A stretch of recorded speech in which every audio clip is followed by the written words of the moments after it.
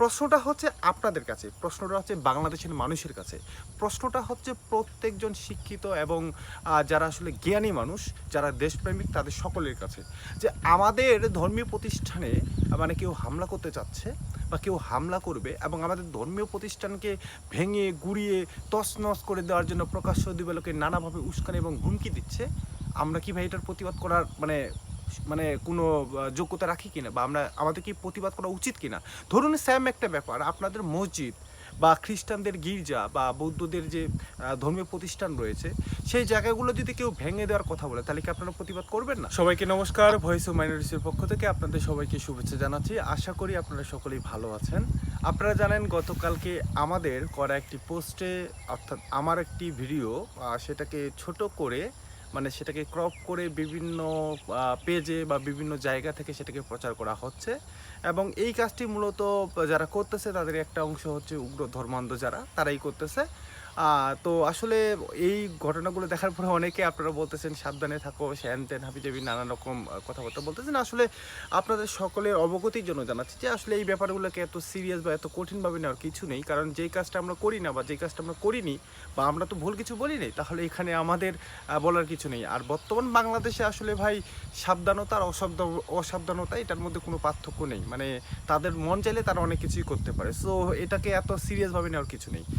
আমি যেটা বলতে চাচ্ছি যে দেখুন, আমরা গতকালকে যে আমাদের ভিডিওটি পোস্ট করেছি, আমাদের যে বক্তব্য ছিল যে গাইবান্ধার পলাশবাড়িতে যে রাম মন্দির নির্মাণ বা সেই রাম মন্দিরকে ঘিরে সেটাকে যেভাবে প্রকাশ্য দিবালোকে গুঁড়িয়ে দেওয়ার কথা বলা হচ্ছে, ভেঙে ফেলার কথা বলা হচ্ছে, বা সেই আমাদের যে ধর্মীয় চেতনা, আমাদের যে ধর্মীয় স্বাধীনতা, সেই ধর্মীয় চেতনাটাকে প্রশ্নবিদ্ধ করে সেটাকে অস্বীকার করে ভারতের বিভিন্ন ইস্যু টেনে নিয়ে এসে ভারতকে ব্যবহার করে আমাদের বাংলাদেশি হিন্দুদের যে ধর্মীয় স্বাধীনতা হরণ করার চেষ্টা করা হচ্ছে, এটা তো আপনারা সকলেই বুঝতে পারছেন।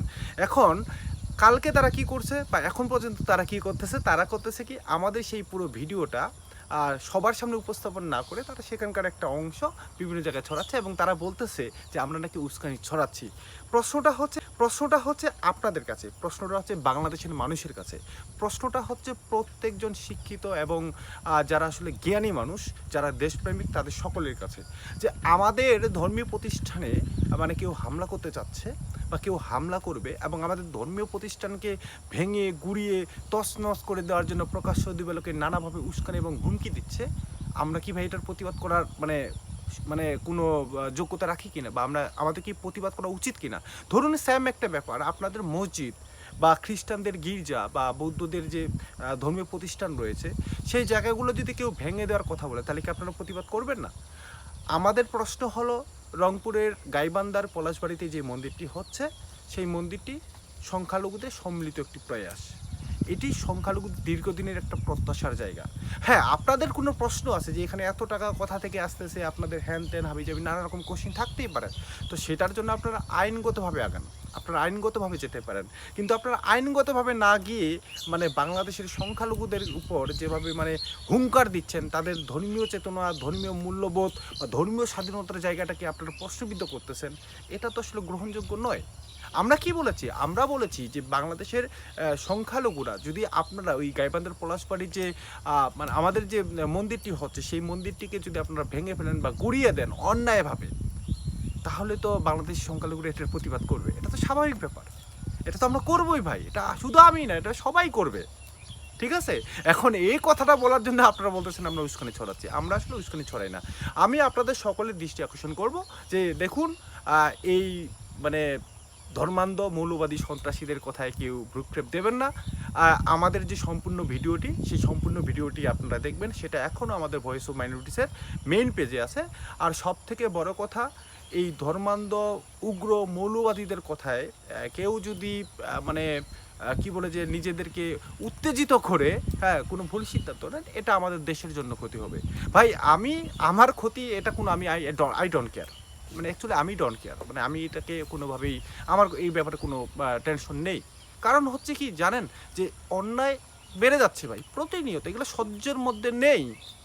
আমার ধর্মীয় চেতনা, আমার ধর্মীয় আদর্শকে তারা প্রতিনিয়ত নানাভাবে থ্রেট দিচ্ছে, নানাভাবে হুমকি দিচ্ছে। আমাদের মন্দির গুড়িয়ে ফেলবে, আমাদের মানে দেশ ছাড়তে বাধ্য করবে, আমাদের কি মানে ভারতে কি হচ্ছে না হচ্ছে সেই ইস্যুগুলোকে টেনে নিয়ে এসে আমাদের উপর হামলা করবে, গ্রামের পর গ্রাম হিন্দুদের বাড়ি করে জ্বালিয়ে দিবে, আমাদের জন্মভূমি থেকে আমাদেরকে নিশ্চিহ্ন করবে।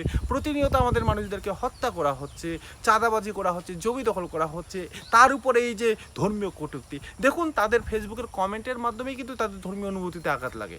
তো আমাদের মন্দির ভেঙে দিচ্ছে ভাই, আমাদের মন্দির ভেঙে দেওয়ার মতো একেবারে নানা রকম উস্কানিমূলক বক্তব্য তারা প্রদান করতেছে। তো আমরা এগুলো কি প্রতিবাদ করতে পারি না? একটি স্বাধীন দেশের নাগরিক হিসেবে তো এটা আমাদের সকলের অধিকার, এই অধিকারটা আমাদের সকলের রয়েছে। তো সেই অধিকার আমরা, আমাদের স্পষ্ট কথা যে আপনাদের কোনো প্রশ্ন আছে, আপনারা মনে করতেছেন যে সেখানে ভারতীয় এজেন্ট অমুক তুমুক হ্যান ত্যান তারা কাজ করতেছে, ভাই আপনারা সরকারকে জানান, আইনগতভাবে সরকারকে জানান, সরকার সেটা তদন্ত করবে।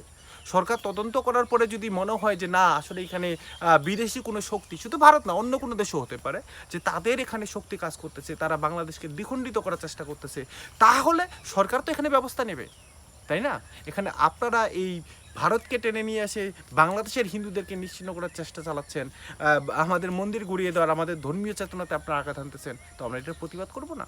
দেখুন এই উগ্র মৌলবাদীদের আমি আবারও বলতেছি, তাদের কথায় কেউ ভ্রুক্ষেপ দেবেন না। আসলে বাংলাদেশে আমাদের সংখ্যালঘুদের অবস্থাটাই এরকম যে আমরা কথা বললেই তারা সেটাকে ইনিয়ে বিনিয়ে নানা অ্যাঙ্গেলে সেটাকে রাঙিয়ে সেটাকে মনে করে যে তাদের মতো করে তারা উপস্থাপন করে। ঠিক আছে? সো তাদের কাজই হচ্ছে এটা। ভয় পাওয়ার কিছু নেই, টেনশনের কিছু নেই। কথা হচ্ছে অন্যায়ের প্রতিবাদ যেই মানুষরা করতে পারে না তারা আসলে মানুষ না। মানে সেটা অন্যায়, মানে অপরাধ, মানে সেটার আপনাকে প্রতিবাদ করতে হবে। এখন আপনারা যদি ভয়ে কেউ কথা না বলেন, আমাদের এখানে কোনো সমস্যা নেই, বা আপনারা যদি বলতে না চান তাও সমস্যা নেই। কথা হচ্ছে যারা কথা বলতে চাচ্ছে বা যারা কথা বলতেছে তাদের কথা বলার অধিকার থাকাটা উচিত। আমি আমার দেশকে ভালোবাসি, আমরা আমাদের দেশকে ভালোবাসি, এবং আমরা এখনো বিশ্বাস করি যে অসম প্রদেশ চেতনার একটি সুন্দর বাংলাদেশ একদিন না একদিন অবশ্যই হবে।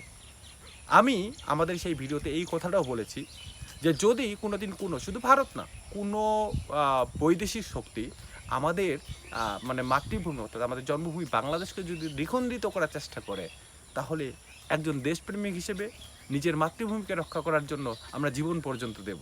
তো এই কথাটা তাদের কানে নেই। তাদের কানে কোনটা? যে যদি কেউ মন্দির ভেঙে দিতে চায়, তাহলে আমরা সংখ্যালঘুরা, আমরা আমার মতো যারা সংখ্যালঘু রয়েছে তারা এটার প্রতিবাদ করবে। এই কথাটাতে হচ্ছে তাদের সমস্যা। এখানে নাকি উস্কানি দিচ্ছি, আমাদের মন্দির ভেঙে ফেলবে, আমরা কথা বলতে পারবো না, ব্যাপারটা এরকম। যাই হোক, সবাই ভালো থাকবেন, সুস্থ থাকবেন, এবং আমাদের ভয়েস অফ মাইনরিটিসের এই যে মানে রিপোর্টগুলো যদি আপনাদের ভালো লেগে থাকে অবশ্যই আমাদের সাপোর্ট করবেন।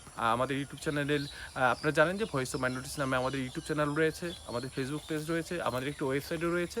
তো আমাদের সাথে আপনাদের সবাইকে সংযুক্ত থাকার বিনীতভাবে আহ্বান জানাচ্ছি। সবাই ভালো থাকুন, সুস্থ থাকুন, নমস্কার।